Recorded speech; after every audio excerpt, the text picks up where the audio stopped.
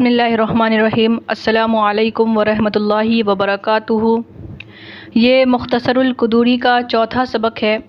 गुज़िश्ता सबक में हमने वज़ू की सुन्नतें और वज़ू के जो मुस्तहब्बात और वज़ू को तोड़ देने वाली जो चीज़ें थी उनके बारे में पढ़ा था। अब इस सबक में हम गुस्ल के फ़राइज़ और गुस्ल की सुन्नतें और गुस्ल को वाजिब कर देने वाली जो चीज़ें हैं उनको पढ़ेंगे। तो सबसे पहले हम जो ये इबारत है इबारत पढ़ेंगे, उसके बाद फिर इसका तर्जुमा और तशरीह वग़ैरह करेंगे। तो चलिए आज का सबक हम शुरू करते हैं। वफ़र्ज़ुल गुस्ली अलमज़मज़तु वल इस्तिंशाक़ु व गस्लु साइरिल बदनी। अब यहाँ से गुस्ल के जो फ़राइज़ हैं उनको बयान किया जा रहा है। और गुस्ल का फ़र्ज़ कुल्ली करना, नाक में पानी डालना और तमाम बदन का धोना है। यानी गुस्ल के अंदर ये तीन चीज़ें फ़र्ज़ करार दी गई है। सबसे पहले है कुल्ली करना, यानी हलक तक और दांतों के इर्द गिर्द सारी जगह तर हो जाए, इस तरीके से हमें कुल्ली करना है। नंबर 2 है नाक में पानी डालना। नाक में पानी डालना यानी नाक के नरम हड्डी तक पानी का पहुंचाना, ये फ़र्ज़ है। और तीसरा है पूरे बदन का धोना, यानी एक बाल इस तरीके से अपने बदन पर पानी बहाना कि एक बाल के बराबर भी सूखा ना रहे। तो ये गुस्ल के अंदर ये तीन चीज़ें फ़र्ज़ है। नंबर 1 कुल्ली करना, नंबर 2 नाक में पानी डालना यानी नाक की जो नरम हड्डी है वहाँ तक पानी का पहुँचाना, और हलक के अंदर जो हम पानी लेंगे वो हलक तक पानी पहुँचनी चाहिए, और दांतों के जो इर्द गिर्द है वो तमाम जगह तर होनी चाहिए। इस तरीके से हमें कुल्ली करना है। और नाक में पानी डालना यानी नरम हड्डी तक पानी का पहुँचाना। और नंबर 3 है पूरे बदन का धोना, यानी इस तरीके से धोना कि एक बाल के बराबर भी सूखा ना बचे। तो ये गुस्ल के फ़राइज़ है। अब गुस्ल और गस्ल ये दो लफ्ज़ यहाँ पर इस्तेमाल किए गए हैं। पहला आया है गुस्ल यानी गैन पर ज़म्मा के साथ। गैन पर ज़म्मा के साथ अगर हम पढ़ेंगे तो उसके माने होते हैं नहाना, और गैन पर फ़तहा के साथ जो पढ़ेंगे उसके माने होते हैं धोना, साफ़ करना। तो ये दो अल्फाज अभी आए हैं। यहाँ पर एक इख्तिलाफ़ भी आया है। कुल्ली करना और नाक में पानी डालना ये इमाम मालिक रहमतुल्लाह अलैह और इमाम शाफ़ी रहमतुल्लाह अलैह के यहाँ सुन्नत है, मगर अहनाफ़ के यहाँ ये फ़र्ज़ है। यानी कुल्ली करना और नाक में पानी डालना ये अहनाफ़ के नज़दीक फ़र्ज़ है, और इमाम मालिक रहमतुल्लाह अलैह और इमाम शाफ़ी रहमतुल्लाह अलैह के यहाँ सुन्नत है। अब यहाँ से गुस्ल की सुन्नतें उनको बयान कर रहे हैं। इसके भी पहले हम इबारत पढ़ लेंगे, उसके बाद फिर तर्जुमा और तशरीह वग़ैरह करेंगे। वसुन्नतुल गुस्ली अयब्दअल मुग़तसिलु बिग़स्लि यदैहि व फ़र्जिहि व युज़ीलुन नजासतु इन कानत अला बदनिहि सुम्मा यतवज़्ज़ा वुज़ूअहु लिस्सलाति इल्ला रिजलैहि सुम्मा युफ़ीज़ुल मा अला रासिहि व अला साइरि बदनिहि सलासन सुम्मा यतनहा अन ज़ालिकल मकानी फ़यग़सिलु रिजलैहि वलैसा अलल मरअति अन तनक़ुज़ल ज़फ़ाइरहा फ़िल गुस्ली इज़ा बलगल मा उसूल अश-शारी। और गुस्ल की सुन्नतें ये कि गुस्ल करने वाला शुरू करे अपने हाथ के धुलने से, यानी जो गुस्ल करने वाला जो शख्स है वो सबसे पहले अपने हाथों को धुले। इसकी बात जो है पहले आ चुकी है कि सबसे पहले अपने हाथ को धुल ले, यानी बर्तन में दाखिल करने से पहले अपने दोनों हाथों को धुल ले गट्टों तक, ताकि जो कोई नजासत वग़ैरह है वो साफ़ हो जाए। व फ़र्जी और अपने शर्मगाह को धुले। व युज़ीलुन नजासतु इन कानत अला बदनिहि और अपने बदन से नजासत को दूर करे, यानी कि अगर बदन पर कोई नजासत वग़ैरह लगी है तो उस नजासत को पहले साफ़ कर ले।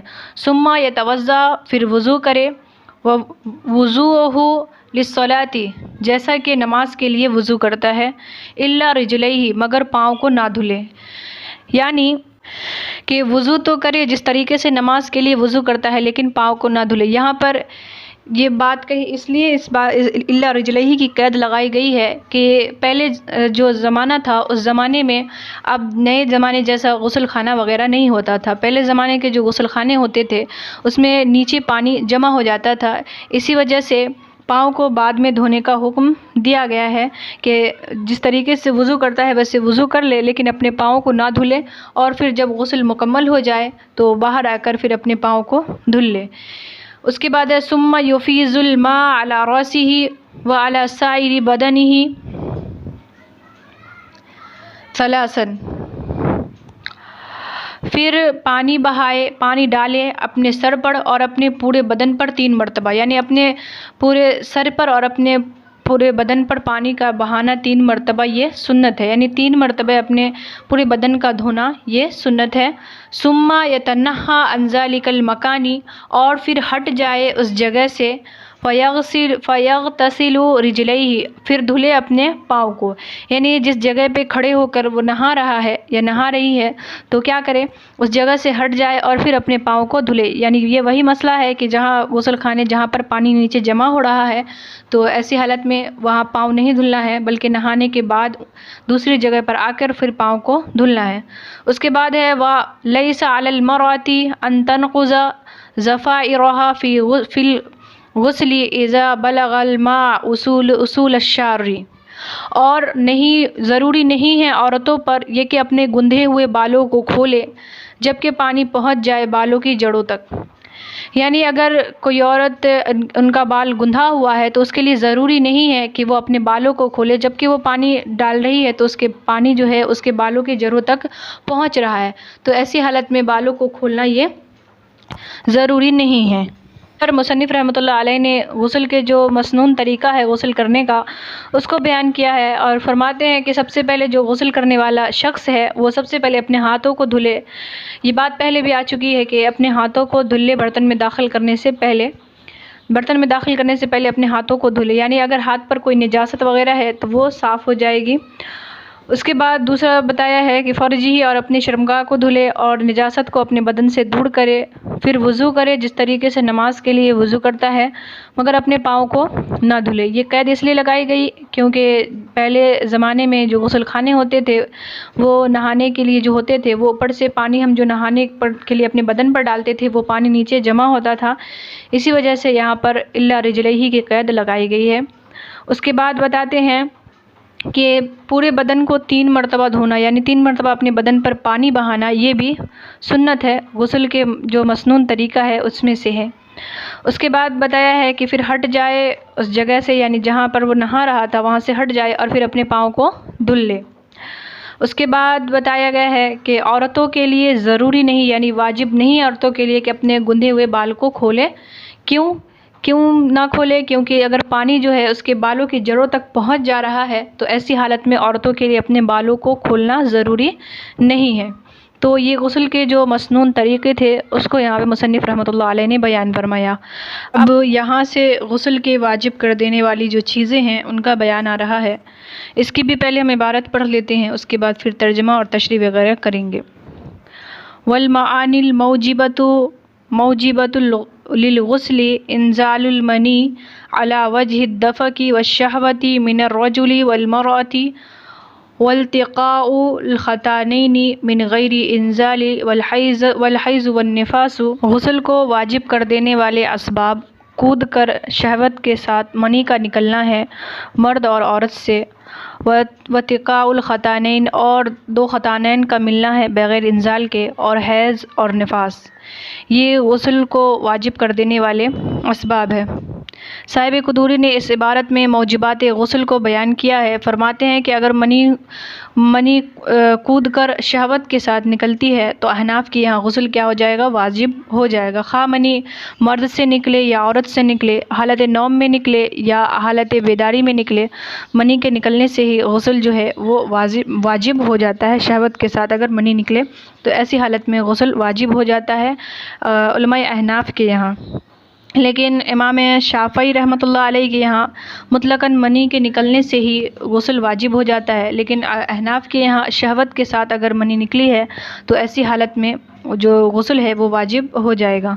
उसके बाद है 2 ख़तानैन का मिलना, ये भी क्या करता है? गुस्ल को वाजिब कर देता है, चाहे इंजाल हो या ना हो। ख़तानैन के मिलने से जो गुस्ल है वो वाजिब हो जाता है। और हैज़ और निफास, इन दोनों हालत में भी गुस्ल वाजिब हो जाता है, यानी हैज़ के मुकम्मल होने के बाद भी गुस्ल वाजिब है और निफास के मुकम्मल होने के बाद भी गुस्ल वाजिब हो जाता है।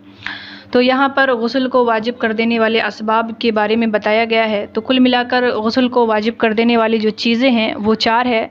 पहला है منی کا نکلنا شہوت کے ساتھ مرد سے ہو یا عورت سے، دوسرا ہے ختانین کا ملنا بغیر انزال کے، اور تیسرا ہے حیض، اور چوتھا ہے نفاس۔ یہ غسل کو واجب کر دینے والے اسباب ہے۔ اب آگے ایک اللہ کے رسول صلی اللہ علیہ وسلم کی ایک حدیث آ رہی ہے، وسن رسول اللہ صلی اللہ علیہ وسلم الغسل للجمعۃ والعیدین والاحرام وعرفۃ وليس في المزی والودی غسل وفیہما الوضوء۔ سنت قرار دیا ہے اللہ کے رسول صلی اللہ علیہ وسلم نے جمعہ کے لیے، عیدین کے لیے، احرام کے لیے اور عرفہ کے لیے غسل کرنے کو۔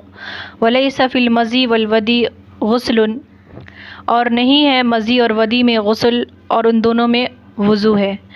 یعنی اللہ کے رسول صلی اللہ علیہ وسلم نے جمعہ کے دن غسل کرنے کو سنت قرار دیا ہے، اور عیدین سے مراد عید الاضحیٰ اور عید الفطر ہے، یعنی عید الاضحیٰ اور عید الفطر کے دن نہانا بھی یہ مسنون ہے، یعنی سنت ہے، اور احرام کے دن یعنی احرام باندھنے کے وقت احرام باندھنے سے پہلے غسل کر لینا یہ بھی مسنون ہے، اور میدان عرفہ میں جانے سے پہلے بھی غسل کرنا یہ مسنون ہے، یعنی سنت ہے۔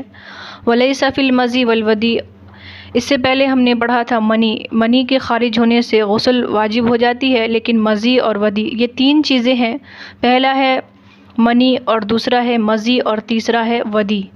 منی کے خارج ہونے سے غسل واجب ہو جاتی ہے، لیکن مزی اور ودی کے خارج ہونے سے غسل تو واجب نہیں ہوتی، لیکن اس میں وضو واجب ہو جاتی ہے۔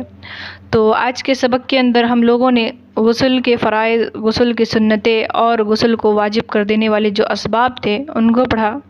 امید کرتی ہوں کہ آپ لوگوں کو سبق سمجھ میں آئی ہو۔ اگر ویڈیو اچھی لگی ہو تو لائک شیئر کر دیجیے گا، اور اگر میرے چینل پر نئے ہیں تو چینل کو سبسکرائب کر کے بیل آئیکن پریس کر دیجیے گا، تاکہ میری ہر آنے والی ویڈیو کی نوٹیفیکیشن آپ کو بالکل ٹائم پہ مل جائے۔ تو ملتے ہیں اسی کے اگلے سبق میں، تب تک کے لیے اللہ حافظ۔